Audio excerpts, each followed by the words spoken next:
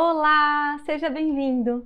Se você está por aqui, eu imagino que esse tema te interessa, né? Esquecimentos, desatenção, viver no mundo da lua, agitação, ter um ritmo muito próprio, tomar decisões por impulso. Se você ou alguém que você conhece tem alguma dessas características, possivelmente já suspeitaram de TDAH, né?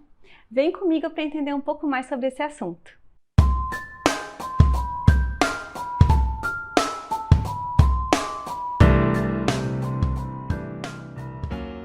Meu nome é Jamile, eu sou psicóloga do Espaço Viver e hoje eu venho conversar sobre esse tema que tem se popularizado cada vez mais. Nós vamos conversar sobre os seguintes tópicos: o que é o TDAH, apresentações do TDAH, como é feito o diagnóstico e dicas para lidar com ele, né? Então, o que é o TDAH?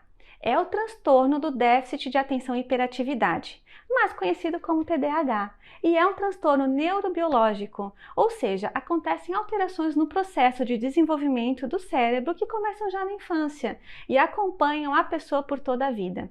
Claro, podendo ter níveis diferentes de intensidade ao longo da vida. Em outras palavras, o TDAH não é uma doença, então a gente não busca cura. É um modo de funcionar, uma condição cerebral. Os sintomas do TDAH causam prejuízos nas relações. Então, há impactos tanto na família, quanto na escola, no trabalho, na vida social. É uma forma diferente de funcionamento do cérebro. Então, vai repercutir na vida da pessoa como um todo, em todos os ambientes que ela frequenta. O TDAH se caracteriza por um padrão persistente de desatenção, impulsividade e hiperatividade.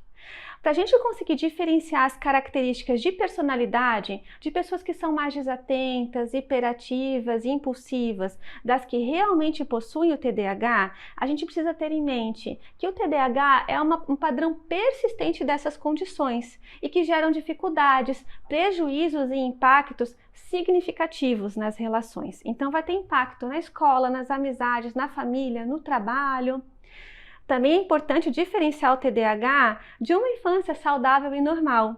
A infância, de uma forma geral, é um momento de grande exploração do mundo, de curiosidade insaciável, de muito agito, muita alegria, muito movimento, de criança agitada desde a hora que acorda até a hora que vai dormir. E esse é o jeito esperado da infância. Apesar de ser bastante cansativo para os pais, por si só, não caracteriza um TDAH. Bom, quais são as apresentações então do TDAH? Ele é dividido em 3 apresentações: o TDAH predominantemente desatento, o TDAH predominantemente hiperativo e impulsivo e o TDAH combinado, que é a combinação da desatenção com a hiperatividade e impulsividade. Para cada um deles tem um conjunto de sintomas que o caracterizam.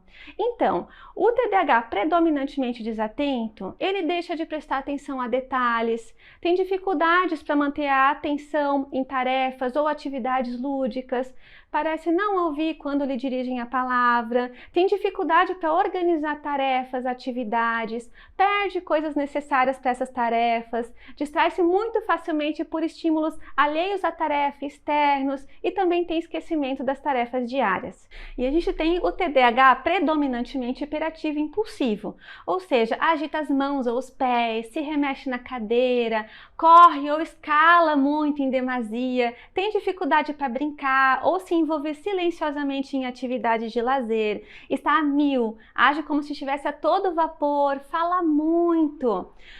Como o TDAH costuma ficar evidente na infância, aqui são características mais relacionadas às crianças, né?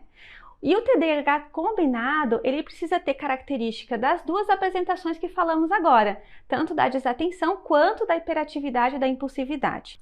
Se você está gostando desse conteúdo, eu vou te pedir para curtir aqui e também para se inscrever no nosso canal. Nós produzimos esses vídeos semanalmente, com temas da psicologia em geral. E se você for inscrito, recebe notificação desses novos vídeos. E aí fica muito mais fácil de acompanhar essas novidades, né?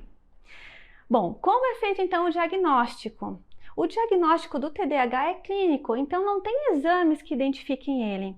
Então é importante um trabalho multidisciplinar, envolvendo psicólogos, neurologista, psiquiatra, outras da área da saúde, né? Por vezes é recomendado também uma avaliação neuropsicológica, para que a gente possa reconhecer o funcionamento das funções cognitivas. Se você tiver interesse de conhecer mais sobre a avaliação neuropsicológica, nós temos um blog falando desse assunto. Eu vou deixar aqui na descrição do vídeo um link para vocês darem uma olhadinha lá também. Bom, enfim, para um diagnóstico preciso, as pessoas envolvidas devem participar do processo. Por exemplo, se uma criança está precisando dessa avaliação em relação ao TDAH, é preciso ouvir os pais, identificar como é essa criança no ambiente familiar, que características que aparecem, como é percebido no dia a dia. Também é igualmente necessário ouvir a escola. Como que a criança fica no ambiente escolar? Quais são as dificuldades que ela tem? Como é o relacionamento com as outras crianças? Como é a sua aprendizagem? Então, tudo isso precisa ser visto. No diagnóstico, também é possível especificar a gravidade do TDAH, o nível dele, se é leve, moderado ou grave, de acordo com a quantidade de sintomas, a intensidade, e o nível de prejuízo que gera. Muitas perguntas precisam ser respondidas para se chegar ao diagnóstico, por isso a necessidade de um processo com vários envolvidos. O conjunto de características deve estar presentes nos últimos 6 meses, devem causar prejuízos em pelo menos 2 ambientes, casa, escola ou trabalho, e devem ter surgido antes dos 12 anos na história da pessoa. Algumas dicas então para a gente lidar com o TDAH. Se você possui TDAH, é muito importante o autoconhecimento, como uma forma de desenvolver estratégias para lidar com as características do TDAH. Cada pessoa tem essas características únicas e é preciso então reconhecer isso para poder lidar melhor com as situações que aparecem na vida, com as dificuldades, com os prejuízos, Se você tem alguém por perto com TDAH, vale lembrar que é uma condição cerebral. Ou seja, as características partem de uma forma diferente do funcionamento do cérebro. Então, não é má vontade, não é preguiça e muito menos uma questão pessoal com você.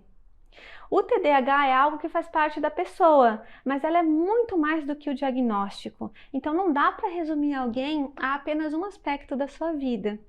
E a ajuda profissional sempre pode ajudar, seja para auxiliar no diagnóstico, quanto para ajudar a pensar em estratégias, para conviver com o TDAH. Eu fico aqui torcendo que esse conteúdo tenha te ajudado a refletir sobre esse assunto. Um abraço, até a próxima!